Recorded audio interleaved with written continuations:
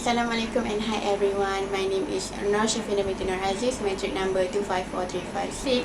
So today I want to give a speech about taboo practices among Malaysian. And I know that maybe some of us already know about the taboo in Malaysian, but it's okay. I will tell you as well as maybe some of us doesn't know about this. Okay.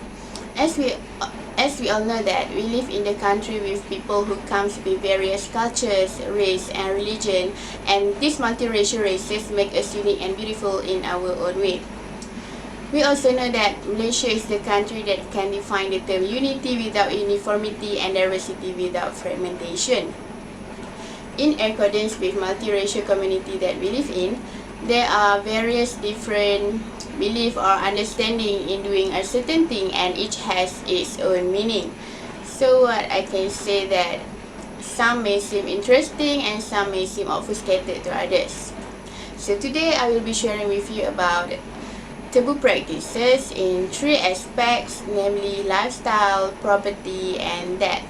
So I want to ask you, what is taboo? Okay, for me, taboo is social or religious custom that prohibits or restricts from doing something that could bring harm to them. So let's start with the first taboo that has been practiced.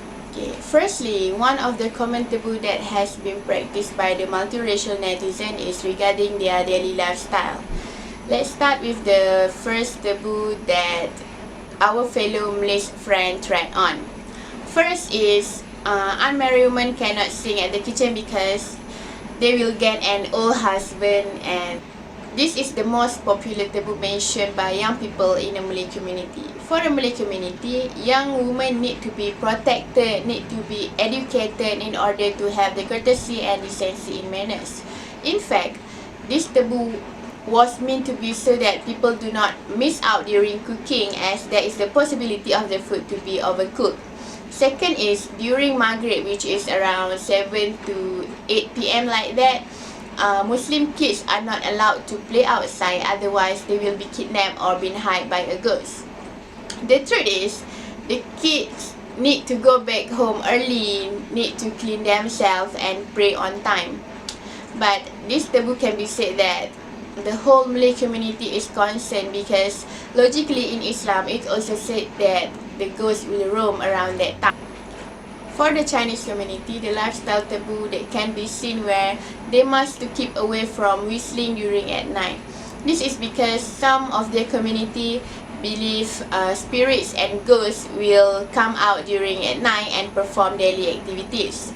According to all individuals, whistling at night is certain to draw attention of wandering spirits who follow the whistle and take away the person who whistle it. Oh my god, it sounds scary, right? Okay. For the Indian, the taboo that they practice in their lifestyle is they can never walk over books or papers in a general, as they are encouraged to even touch them with their feet. This is because Indian people treat book as a metaphor for the goddess learning. Stepping it simply signifies lack of respect. Okay, now we go for the next aspect. Okay. Secondly, the multiracial netizen in Malaysia also practice the taboo in property aspect. Okay.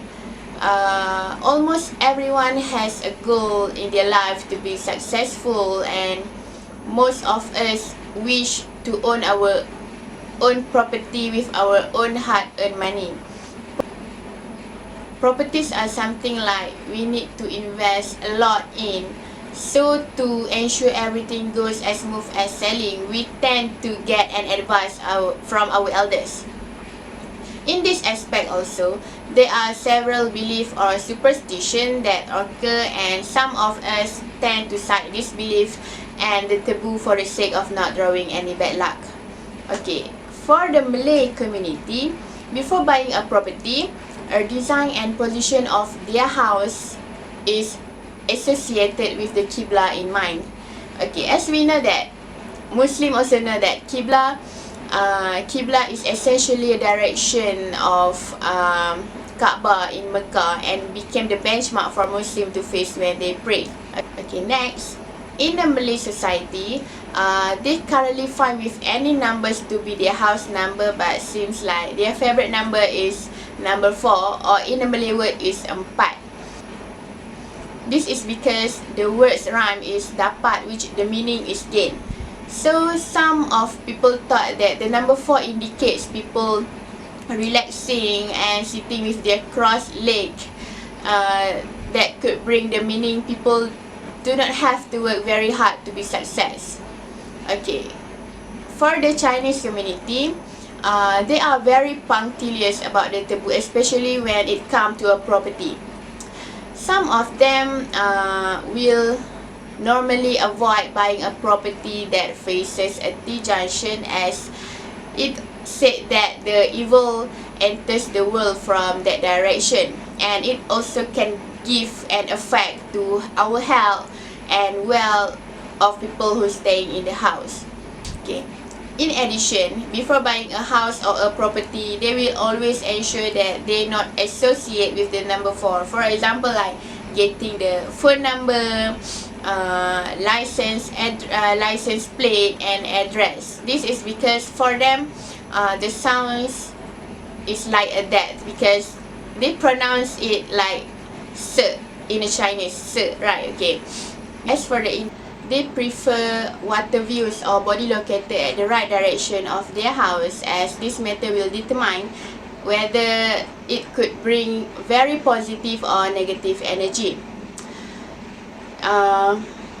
They also believe in the traditional Hindu system of architecture known as Vastu Shastra, that water is a huge energy generator. Okay.